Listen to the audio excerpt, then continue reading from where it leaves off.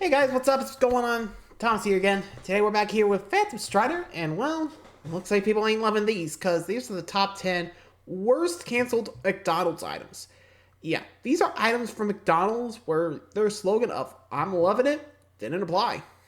Yeah, these are some of the baddest. I don't know how bad it's gonna be, but I know there was a lobster roll that was not liked at all. I think there's spaghetti too, but I think it's dependent on the region. I know the Philippines has spaghetti. Mighty Wings too, which did not taste like wings. Woof. I might as well see the worst of the worst. Shall we? Be sure to like, subscribe for more. Hope you enjoy. Let's go. Howdy, howdy. Over the years, some McDonald's items have been huge marketing failures and have been discontinued altogether. So which of these items drew controversy? Which ones just tasted terrible? And which ones were just stupid ideas from the start that never stood a chance? Let's investigate. These are the 10 McCrappiest McDonald's failed items. Why McCrappiest? Well, I've always wanted to use that word.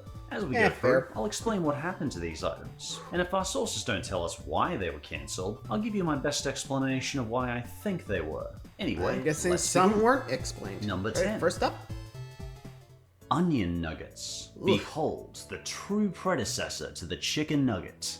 Personally, I like the savory, salty taste of onion rings, but I think I prefer chicken nuggets. McDonald's made these onion nuggets to try and please vegetarians way back in 1975. They were basically just diced onion that was breaded and deep fried. But the onion nuggets were never a big hit with customers. Something was just not quite right. Apparently, customers still preferred the traditional onion rings over onion nuggets. And when chicken nuggets hit the scene in the early 80s and broke sales expectations, they rapidly replaced onion nuggets completely. Now obviously, we're not going to find a 1975 taste test on the internet for onion nuggets. The internet didn't even nearly exist back then. But apparently, these onion nuggets tasted quite similar to the Texas Tunyon from the Longhorn Steakhouse, which are crispy fried onion petals. Apparently these fried onion chunks are perfect for dipping. What do you mean we have a source? How is that possible? Apparently Good Mythical Morning covered these. They took McDonald's onion and refried them just as they were in the 1970s ads. And what do you know? They really liked them. The problem they had with traditional onion rings is when you bite them, the onion would string out of the breading, but with onion nuggets, they stayed intact, so you could enjoy the fried breading and the onion at the same time. You are right. This is an onion ring that has been made easier to consume. So maybe if McDonald's tried bringing these onion nuggets back, they could be a real hit with the modern audience. Could be. I think it's more just what they, or how much onion McStuffins. You know, Hot Pockets were a big trend in the 80s and 90s. And in 1993, Mickey D's wanted in on this trend. So they made the McStuffin, which was a sort of Hot Pocket, or maybe a calzone? Either way, with a name that unpleasant to say, it's no wonder they were a commercial flop. McStuffin. God, that must sound horrible on headphones, sorry. Also, obviously, it's not related to Doc McStuffins from the Disney Junior show, though that is a good show. These McStuffins were basically just a little French baguette that was stuffed with pepperoni and cheese, or teriyaki chicken, or barbecue chicken. Its commercial claimed them to be the best thing since sliced bread, but it's hard to overstate what a failure these things were. In fact, the McStuffin didn't even last a year before being removed.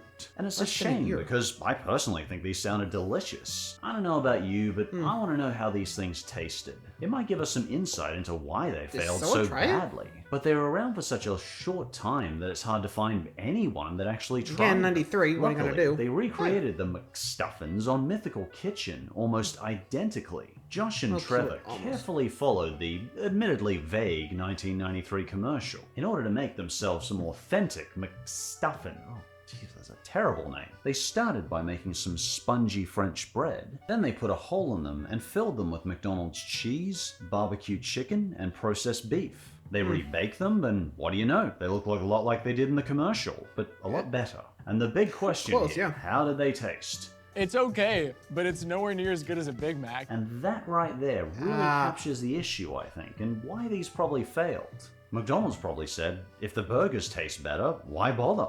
Based on what Josh and Trevor did, these looked really difficult and time-consuming to bake and cook. The original ad claims Remember, they were they're baked fast fresh, service, so but can you with honestly McStuffin, you could imagine probably wait a every while. McDonald's suddenly baking fresh bread every day? Yeah, no, me neither. Yeah, I don't think they would have thought it's worth bothering if they don't at least taste better than a Big Mac. It looks like they're busy enough in there as is, without baking bread on the side. But I can't deny, apart from their terrible name, the McStuffin sounded really tasty.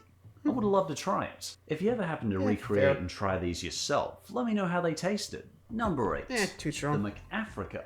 Oh my. I think I see where this is just going. Bad timing on McDonald's part. This was one of the biggest marketing disasters in McDonald's history. The McAfrica was first released in Norway and Denmark and immediately drew criticism. Because it wasn't exactly a burger of great cultural and basically humanitarian a McDonald's burger with sensitivity. non-bread, I think. No, mainly due to the McAfrica's name and the timing of its launch. The ingredients themselves weren't exactly offensive. It was just a beef, cheese, tomato, and salad burger with a sort of pita bread. I don't think this was all intended to be offensive. Why did I say non-bread? Apparently this burger was based off a similar, authentic African recipe. The problem was, it was released in 2002, during one of the most intense famines in South African history. The name McAfrica itself was criticized for being insensitive, particularly since it was released in Norway, one of the richest nations in the world. At the time, a Norwegian aid organization was in South Africa trying to give food out to the 12 million starving people. In regards to the burger's release, they said,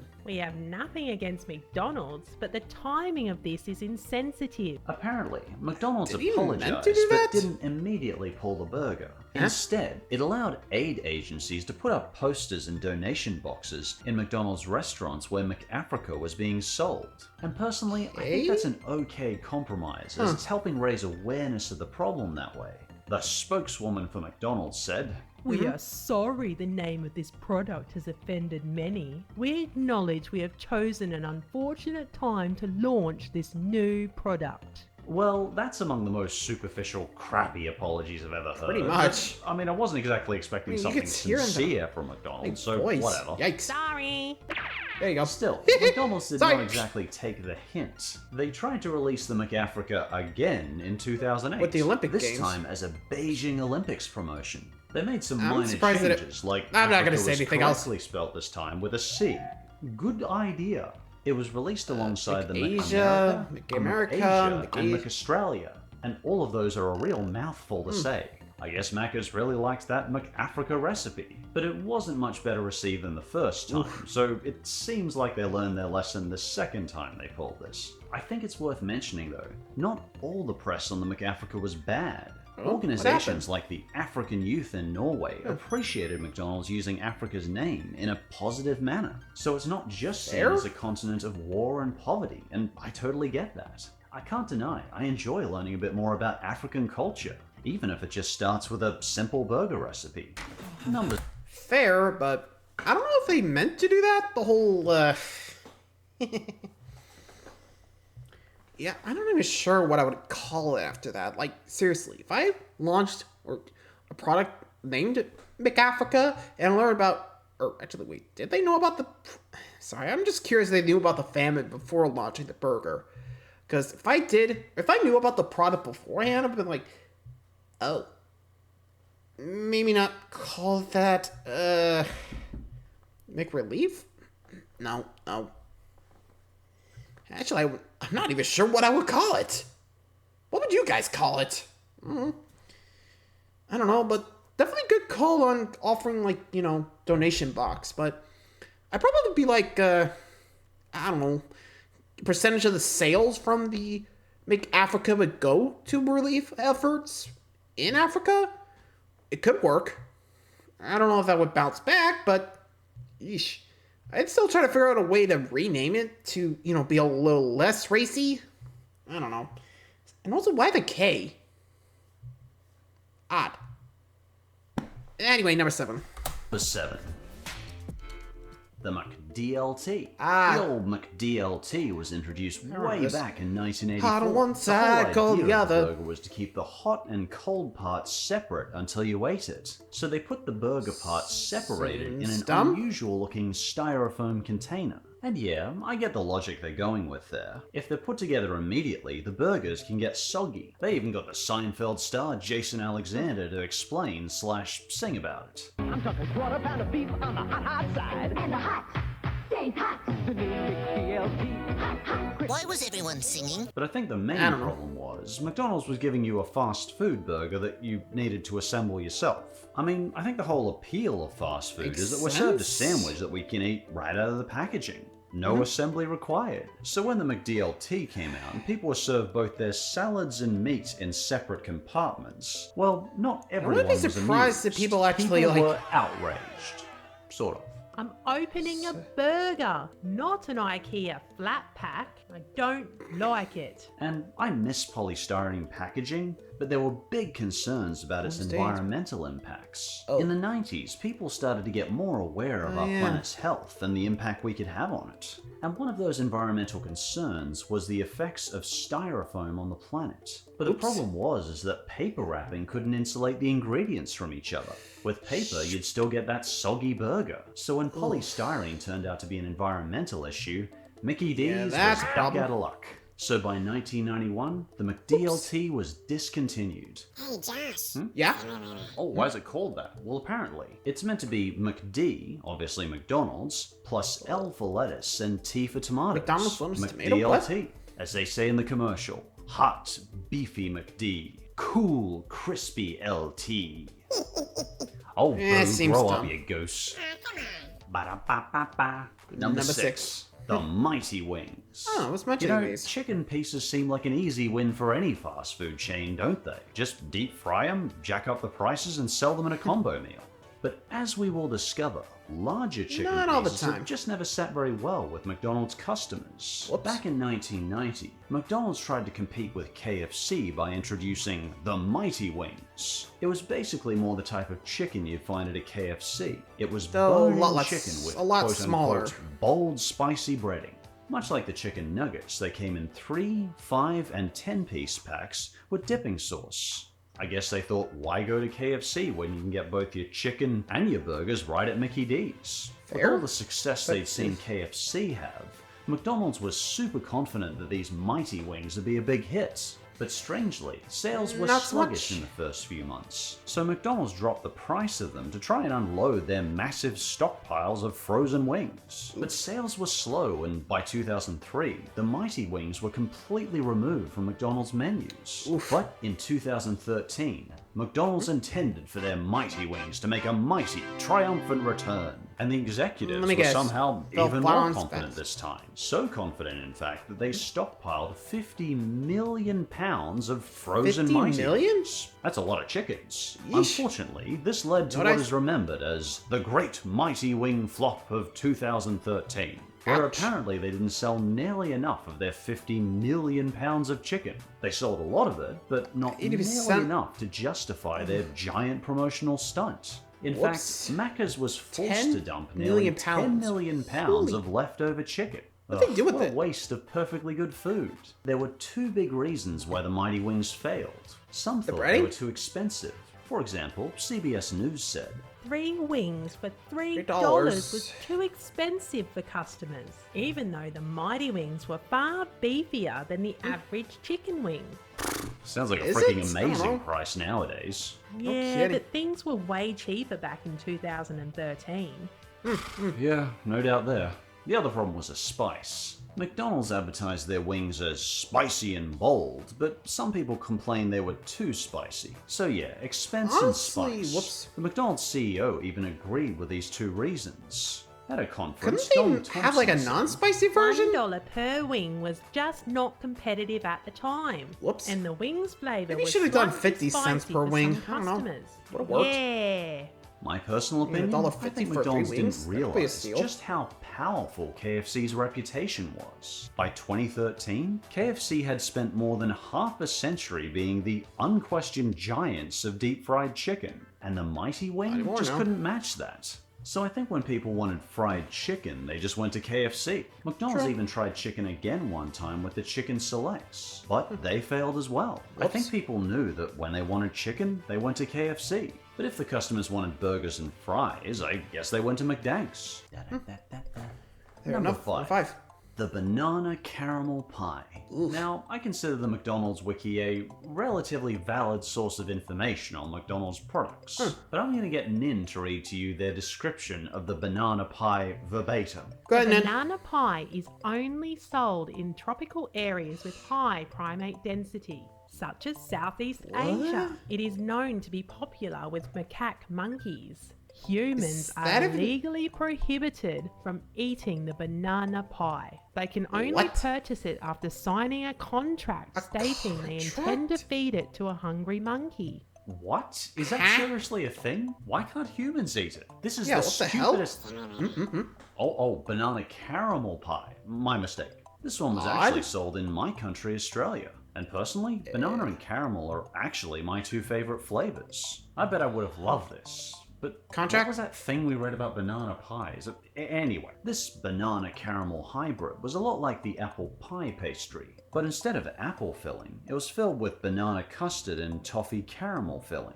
This was actually the same filling they used in their banana caramel McFlurries. I believe that was also an exclusive to Australia. But this whole banana caramel phase might have been inspired by the movie release of Minions: Rise of Gru. A movie I had zero interest in seeing. Apparently, Minions even got in on advertising with signs like this. Ready to go, bananas? No, I think I'd rather grind up every blathering minion I see into a blender. But how does banana caramel pie taste? Well, some fellow Aussie reviewers tried it on Birdu Food Reviews. Certainly from the outside, the banana and caramel filling looks delish. They describe the taste like this. Imagine if you got a banana and you sort of bake it for a bit and gets all soft and mushy. It tastes like that. They also mentioned a sweet aftertaste from the caramel. Nice. Why these desserts disappeared is a mystery to me. The McDonald's wiki had completely blank articles, and the banana pie had, well, the monkey thing. Monkey! So if you do happen to know something I don't, feel free to mention it in the comments. Maybe Really, only too monkeys. expensive? Brownie melts. Oh, these look decadent. Much like the name implies, these were brownie bites drizzled in hot chocolate syrup and icing. So murder on the colon, but downright delish to eat. But these brownie bites were discontinued around 2009 to 2010. Really? Outside of very limited information from the McDonald's wiki, it was surprisingly tough to find any information on why these brownie melts disappeared. But I think I got some clues when someone posted about them on the TalkBass forum. When they mentioned they missed these brownie melts, replies included, These sound revoltingly sweet. Something like that would kill me dead. Sad face. Freaking diabetes. Angry face. or on Antec forums. I'm gonna take a pass on a 500 calorie dessert with 20 grams of fat and 50 grams of sugar. That's it? That's all the fat? That's actually pretty good for brownie melts. Honestly, if most Americans did just think these were too sweet or too unhealthy, respects for their self-control. Perhaps even the fast food audience just found this one too sweet. If you look at the general McDonald's dessert menu nowadays, it's generally vanilla ice creams or vanilla McFlurries with some Oreos in them. Perhaps after a burger and fries and soft drink, most customers found the chocolate brownie melts just too much chocolate overload. And even if kids like them, parents might have found it a little bit too much sugar to be giving their kids in good conscience, particularly after a fast food meal. But the magic question, how'd they taste? Well, given these were released 14 years ago, my sources were limited to the ancient days of the internet. The ancient days when we all still hung out on MSN Messenger and internet forums. So let's travel back to some ancient posts to find out. Maverick tried both the brownie melts and the similar cinnamon melts. They said, the consistency and taste isn't always consistent. The brownie melt was mediocre, but the cinnamelt tasted like warm cinnabon. Fortunately, we can also find some answers if we go international, to Japan. For Japan has a sweet tooth that cannot be matched. And they tried this one quite a bit. And they had these brownie melts on the menu for quite a while. The brownie melts were released from 2017 to 2020 for 330 yen. I believe they were reviewed by a non-English speaker, so I've slightly corrected the punctuation. Warm sweets are perfect for cold days. The chocolate sauce has a more bitter taste than expected, but it has a luxurious taste. It goes well with coffee, a slightly mature, bitter richness. Sounded a little too sweet for my taste. And fair enough. I think, if you're having a burger or whatever you have at McDonald's, goddamn, I don't think you're gonna chase it down with a brownie. So I guess with the, flurry, it's a lot, lot less on the stomach, which, considering most of it's soft served, fair enough, easier to swallow down, I guess. I can't even imagine it was just like the scoot ones. Like, is there even a term for that? I know the swirls like the top soft served, but sorry. Anyway, final 3. Nearing the end, so let's see what else is left. For number 3, the McDonald's Omelette Bagel. When it comes to breakfast, Macca's hasn't deviated much. They tend to stick to your basic coffee, McMuffins, hash browns, and hotcakes. But in 1999, they did try expanding this breakfast further with the bagel. And honestly, the bagel's flavors sound like a welcome change to the Egg McMuffin, which personally I've always found gack-inducing. Breakfast bagels could come with steak, ham, egg, or cheese, and even some fancy Spanish spices. The most exotic of their bagels was probably the Spanish omelette bagel, which was topped with sausage, pepper jack, and cheese. And then they put on an egg stuffed with peppers and onions. That actually does sound for pretty breakfast, honestly, it all sounds way too heavy for me. It sounds like I'd be revisiting it within an hour. Not in a fun way. But a McDonald's spokesperson was confident that their bagels would take off. Hey y'all, breakfast sandwiches like the Egg McMuffin have been long-time favorites. We are confident our customers will enjoy bagel sandwiches just as much. But, well, they didn't. Is there anything else? What do you mean that's it? It Really? just failed? People just didn't want diner food at McDonald's? Probably. But the real top 3 is the Hula burger. Oh. Well, I'm sorry, that felt woefully inadequate. The Hula burger was the not-so-great idea of the McDonald's Corporation founder, Ray they go to Kroc. vegetarian In stuff. 1963, Ray challenged his buddy Lou Groen. Their contest was to see who could make a better meat-free sandwich for the Christian Lent, which is meant to be a time where Christians eat no meat. But fish is okay, which I've never understood, but whatever. I mean, anyway, they had to get the Ray protein came up somehow, with a so Hula fish burger, counts. which was simply a piece of grilled pineapple with a cheese on a bun. That's it. While his buddy Lou came up with the Filet-O-Fish. But the Hula burger was not produced for long, and may well be the true biggest failure in McDonald's history. Lou sold over 350 Filet-O-Fish burgers that day, while it's estimated that Ray sold about 6 of his pineapple burgers. Poor Ray. I guess back in the day, he'd have had to console himself by being the owner of the most powerful fast food corporation in the world. Yeah, it sounded like he had a very successful life in every other aspect. Burger making just wasn't his thing. I'm sure he could console himself on his mountains and mountains of money. Number 2. The McGrattan croquet. How about a little taste of overseas? Sure, why not? That's always Thanks, nice. Superstar. Let's visit Japan this time, which is known for being pretty open-minded and out there with some of their food choices. But even Japan wasn't able to stomach this McDonald's product. I mean, just look at it.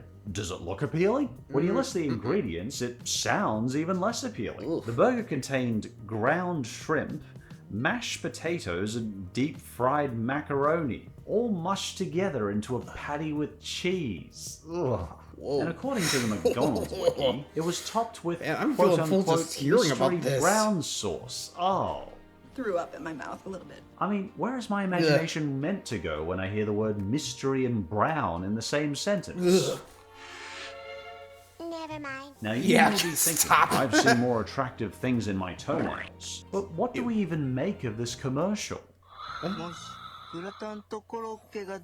bear?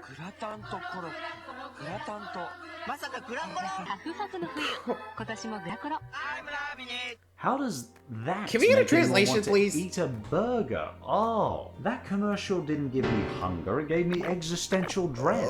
And the filling looks like pigeon statue art, I've got to say it. And I know you could argue, hey, at least it's made of fish, that's healthy. And maybe fundamentally the ingredients are healthier than a hamburger, but jeebus, they don't sell me these things on appearance. So why'd it fail? Why do you think? It stinks. It Thanks. According to Japanese Stuff Channel, it was known in Japan as the crocoro, and it was mostly a burger eaten on cold days. Before it was discontinued, Critical Age Japan gave it a try. He bought it for 670 yen. Apparently, he really liked the taste. He couldn't see any macaroni in it, and he kind of missed having meat in his burger, but he said it was pretty decent. I mean, the inclusion of mystery brown sauce was enough to put me off forever. Why not just say gravy? And the honorable mentions for this video are a couple I've mentioned before in the past, so I'll be brief. The McHotdog, the McSpaghetti, and the McPizza. I talked about these ones about a year ago in the worst fast food failures, so I left them off the list. Plus, they're still sold in a few locations, so they're not exactly discontinued or cancelled. Anyway, what's our last choice? Here we go, number one. The McDonald's Deluxe Burgers. I've actually wanted to talk about these Deluxe Burgers for a while. In the 90s, McDonald's wanted to better capture the adult fast food burger, market. just different so bun, they started I think, marketing their Deluxe Burgers. These Deluxe Burgers were more sophisticated burgers for our sophisticated adult palates. However, these Deluxe Burgers turned out to be one of the most expensive marketing flops in McDonald's history. Either for their kid or for themselves. I feel like a customer knows they want McCrappy when they go to McDonald's. And I think McDonald's pretending to be sophisticated didn't convince customers for a second. I don't think that's gonna work. But these Deluxe Burgers weren't just meant to be more adult. They were also meant to be healthier. Take the McLean Deluxe in 1991. Apparently at the time, nutritionists were attacking McDonald's for their unhealthy menu. So since popular culture was doing the low-fat trend at the time, McDonald's made the 91% fat-free burger. They did this by using 91% lean beef in their burger and the addition of seaweed to the beef, aka carrageenan. That actually sounds pretty healthy. I bet it wouldn't be so bad if they could make it taste decent. Unfortunately, well, they couldn't make it taste decent. Customers were apparently left very unimpressed by the taste, so the item flopped. But not one to take a hint. McDonald's tried their Deluxe line again in 1996 with the fabled Arch Deluxe Burger, which I swear has been included in every top 10 McDonald's list on the planet, so I won't bore you with it. Basically, the Arch Deluxe was McDonald's attempt to compete against the Burger King's Whopper, and certainly not the first time they tried to compete against it either. The Arch Deluxe had hickory bacon, onions, tomato, ketchup, lettuce, cheese, mustard, and mayonnaise, so very similar to the Whopper. And the budget on this Deluxe campaign was huge, at a whopping $150 million. Yikes. In ads, people were commenting on Ronald McDonald going around doing more adult stuff, such as going dancing at the nightclub or golfing for some reason. Gee, I mustn't be an adult then, because golfing is boring to me. But I couldn't get by this person in the ad right here. Oh, he's even cooler now than he was before. I love how even a paid actor can't hide how stupid it looks that Ronald McDonald is dancing at the disco. Anyway, they went all out. McDonald's even commissioned music specifically for these ad campaigns. Look at him. Apparently this music was made to appeal to the 18 to 34 demographic. So I should like it until next year. Then I may mysteriously suddenly say, oh, suddenly I hate this music. Anyway, a lot of these Deluxe burgers got a quote-unquote upgrade, like the Filet Fish Deluxe or the Grilled Chicken Deluxe. For example, Deluxe burgers were served on a bakery-style roll and had fresher vegetables, like whole leaf lettuce and freshly sliced tomatoes, plus those healthier 91% lean beef patties. I honestly would have liked to try these, but apparently these burgers tasted dry and were soon nicknamed the McFloppers. And by 1998 to 1999, the Deluxe burgers were discontinued left, right, and center, until finally in 2000, the Deluxe burgers were officially taken off the menu, never to be seen again. I think we can learn from this that people don't like fancy at McDonald's, or they don't like McDonald's pretending to be fancy. Either way. And if you think I missed a cancelled McDonald's food, or you just feel like saying hi, feel free to leave your thoughts in the comments below. And as always, thank you for watching, and hopefully I might see you next time. See ya. Today's member question. Yeah, honestly, with that, does sound like they shot a little too high. I don't know, that's just me. But, well, there you go. The Deluxe stuff just fell short and hard. Anyway, till next time, guys, thanks for watching. See ya.